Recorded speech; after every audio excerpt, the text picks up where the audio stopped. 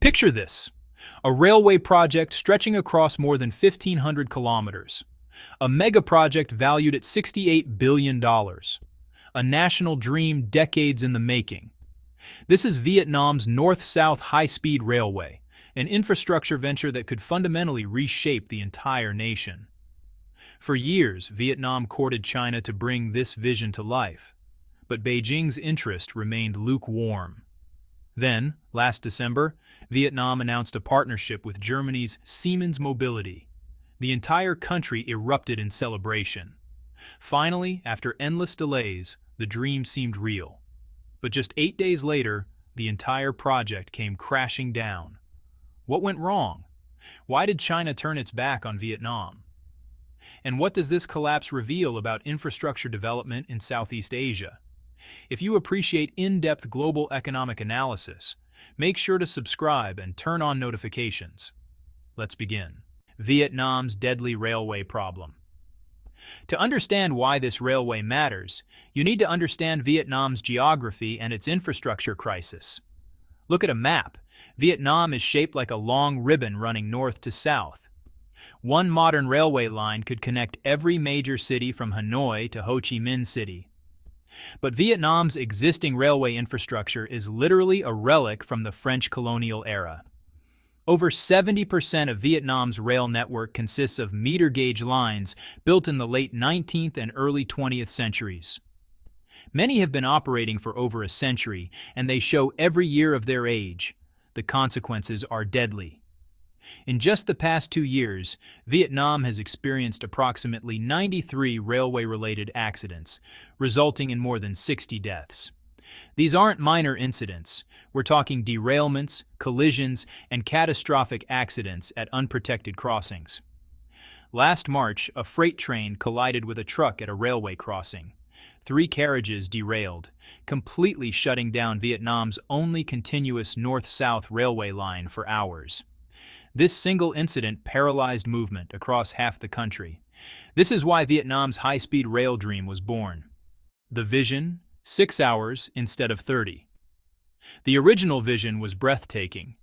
A dedicated high-speed line running from Hanoi to Ho Chi Minh City. Over 1,500 kilometers at 300 kilometers per hour. A journey that currently takes 30 grueling hours on outdated tracks would be reduced to just 6 hours. Think about the transformation. Business executives could travel between cities for same-day meetings. Families could visit each other on weekends. The economic and social integration would be revolutionary. The initial estimate, $56 billion. But reality quickly complicated things. The engineering nightmare.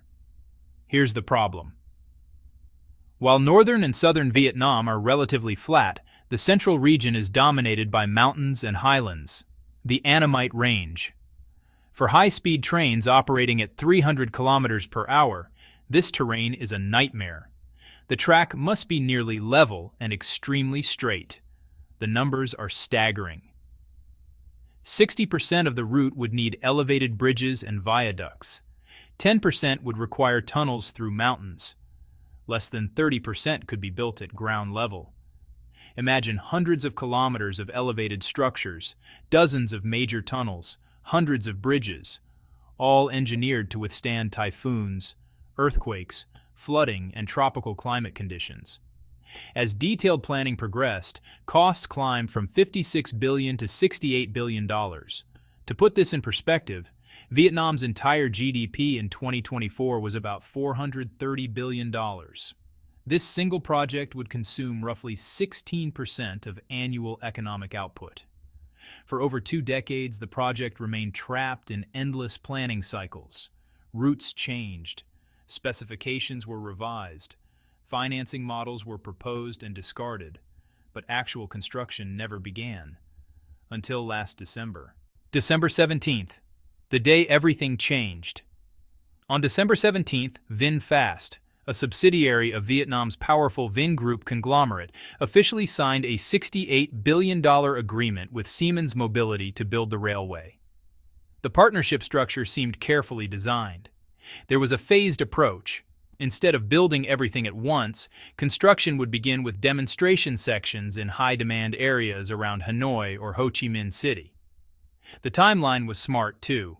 The first half of 2026 would be dedicated to surveys and approvals. Then construction would begin. As for financing, it was pretty creative. Vingroup would provide 20% equity investment, which is, roughly $13 to $14 billion.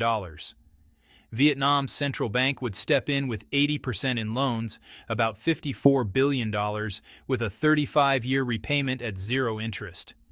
Siemens would bring technology, equipment, and connections to international financing.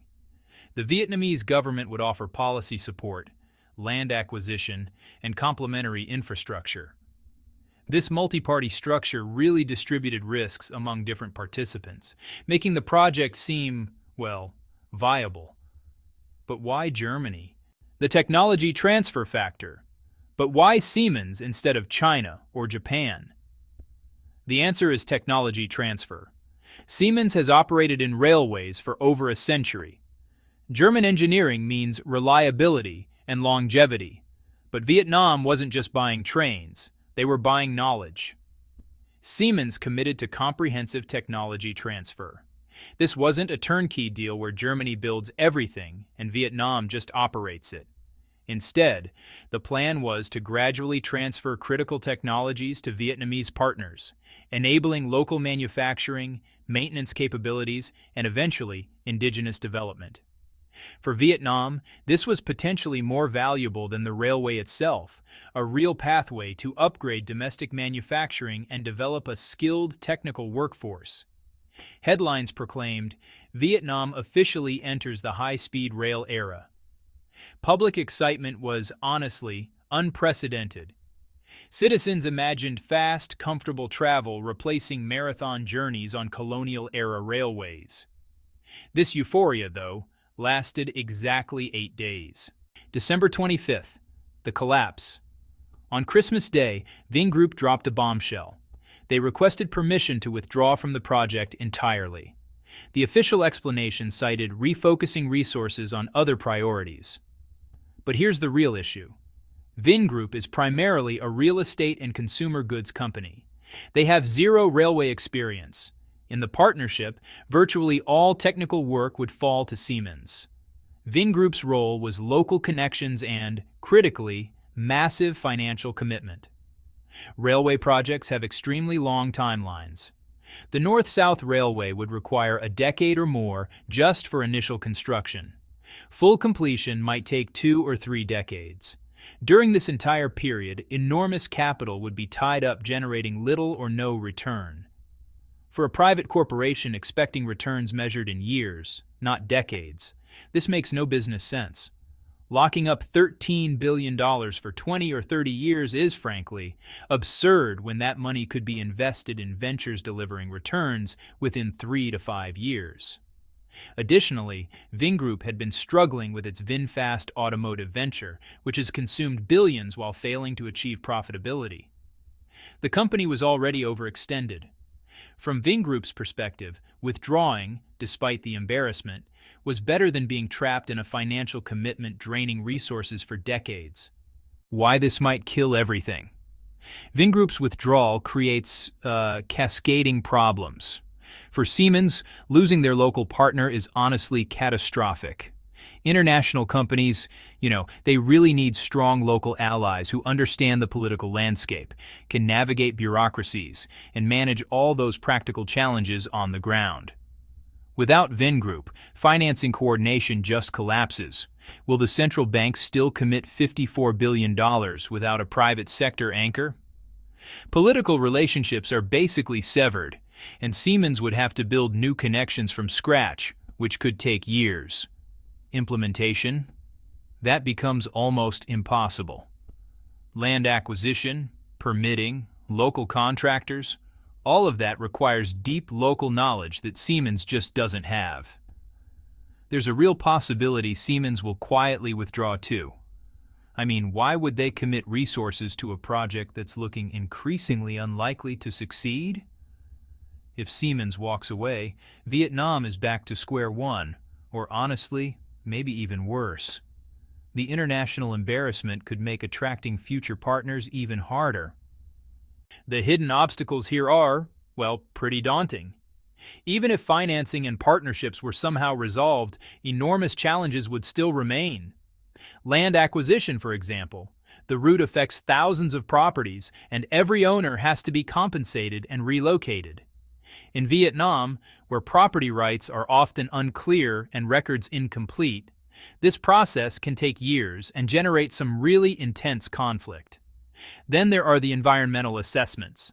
We're talking about 1,500 kilometers cutting through diverse ecosystems, which requires thorough reviews, mitigation measures, and a whole bunch of permits, adding even more years to the timeline. Technical capacity is another huge hurdle. Vietnam has never built anything like this before. The country simply lacks the specialized engineering, construction capabilities, and project management expertise needed. And let's not forget governance challenges. A $68 billion project represents enormous temptation for corruption and mismanagement. These obstacles existed before Vingroup's withdrawal, and honestly, they're going to persist regardless of which partners are involved. This isn't actually Vietnam's first failed attempt at a project like this. Back in 2006, Vietnam approached Japan. The Shinkansen had been operating since 1964 with an almost perfect safety record, not a single passenger killed in train accidents. Taiwan had successfully built a Japanese high-speed railway in 2007, so, why not Vietnam? Japan was definitely interested, but estimates suggested $50 to $60 billion, nearly Vietnam's entire GDP at the time. Beyond the cost, a lot of Vietnamese officials were troubled by the structure of the deal. Japan's Shinkansen is a comprehensive, integrated system. When Japan exports it, they really export the entire package, creating permanent technological dependency. Once Vietnam adopted the Japanese system, the country would be locked in for 50 years or even more. Future upgrades and maintenance would always require Japanese compatibility. Vietnamese suppliers couldn't participate at all. The country would basically accept permanent client status, with minimal opportunities for indigenous development. After extensive debate, Vietnam's National Assembly rejected the proposal in 2010. The financial burden was just too extreme and the technological dependency too limiting. Why China never committed? After Japan failed, Vietnam naturally looked to China. By the early 2010s, China had built more high-speed rail than the rest of the world combined, over 20,000 kilometers. Chinese firms were building railways across Asia and Africa through the Belt and Road Initiative. China shares a border with Vietnam and is its largest trading partner. Vietnamese officials made repeated Beijing visits. The railway was regularly discussed. But negotiations never progressed beyond preliminary talks. Why? Technology transfer again. Vietnam wanted comprehensive technology transfer, manufacturing capabilities, technical know-how, training for Vietnamese engineers, and gradual production localization. The goal was to develop Vietnam's own high-speed rail industry. China's approach typically follows an EPC model: engineering, procurement, and construction. Chinese companies design, procure equipment from Chinese manufacturers, and handle construction using Chinese contractors and workers. The client gets a completed railway, but with limited technology transfer. This model is efficient and cost-effective, sure, but for Vietnam, seeking indigenous capacity, it's deeply unsatisfying. It creates dependency, employs Chinese workers instead of training Vietnamese ones, and channels money to Chinese companies rather than building local industries. Vietnam wanted partnership. China offered a procurement contract. They couldn't bridge that gap. After years of fruitless discussions, Vietnamese planners concluded they needed to look elsewhere, which made the Siemens Partnership's technology transfer commitment so exciting. Vietnam is falling behind. The country's struggles are unfolding as the entire region is transforming, and honestly, the stakes couldn't be higher. Just take Indonesia, for example. The Jakarta-Bandung High-Speed Railway opened in October 2023, becoming Southeast Asia's first operational high-speed line. Built with Chinese technology, it now cuts the journey from over 3 hours to just 40 minutes. Indonesia is already planning to extend it all the way to Surabaya. Meanwhile, Thailand is moving ahead with its own Chinese-built high-speed rail, connecting Bangkok northward, and eventually linking up with Laos and China. Even Laos, which is still one of Asia's poorest countries, now boasts a modern railway connecting to China. It's really transforming their economy. Malaysia is also pushing forward with the East Coast Rail Link. All around Vietnam, its neighbors are investing heavily in railway infrastructure. If Vietnam remains stuck in endless planning while its neighbors are busy building, the consequences will be severe. Manufacturing companies are going to favor countries with better logistics. Tourists will flock to destinations that are easier to reach. Regional integration could just bypass Vietnam altogether. And honestly, this isn't about national prestige. Infrastructure shapes economic competitiveness at the most fundamental level. A country with antiquated railways running at just 20 kilometers per hour can't possibly compete with neighbors moving at 300. What comes next? Vietnam is facing some really tough choices here. Option 1, find a new local partner. But let's be real, very few Vietnamese companies have $13 billion lying around. And after watching Vingroup pull out so quickly, any potential partners are going to be extremely cautious. Option 2. Make it a pure government project. That means the government would contract directly with Siemens, with all the financing coming from public sources. But this puts the entire burden on the state, which might not have the management capacity and is already dealing with some pretty severe fiscal constraints. Option 3. Scale back dramatically. Maybe just build one limited section, perhaps just around Hanoi or Ho Chi Minh City.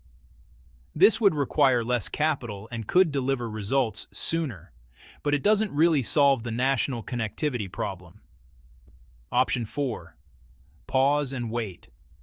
Basically, admit that conditions aren't right and defer for several years. The risk here is that pause turns into permanent cancellation, which, honestly, has happened more than once over the past 2 decades. The bigger picture here is that Vietnam's saga offers some crucial insights about development challenges.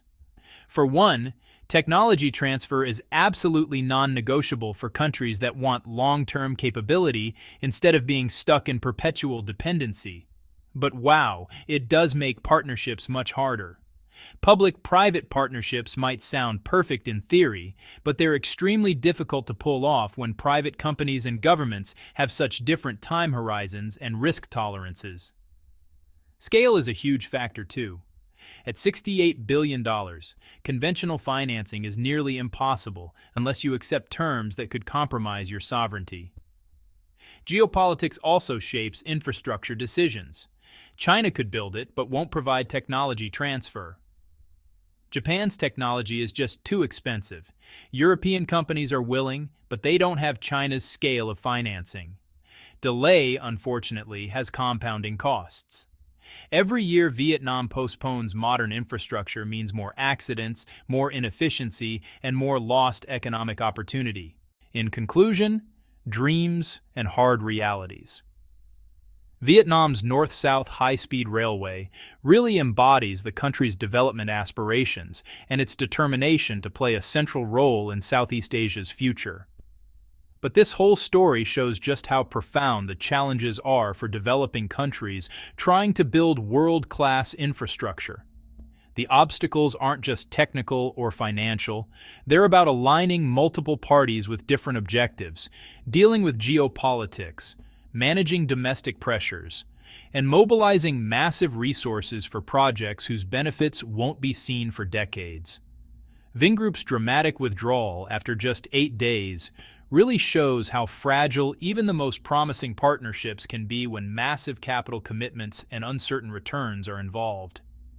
As Indonesia, Thailand, and Laos keep building modern railways, the pressure on Vietnam only grows. The country can only delay for so long before the competitive disadvantage becomes just impossible to overcome. The vision is clear, but honestly, the pathway to achieving it remains frustratingly elusive. So, what's your take? Should Vietnam build something, anything, even if the terms aren't perfect? Or should it keep holding out for those ideal partnership conditions? Feel free to share your thoughts in the comments. And don't forget to subscribe to stay updated on major infrastructure stories shaping our interconnected world. Thanks so much for watching.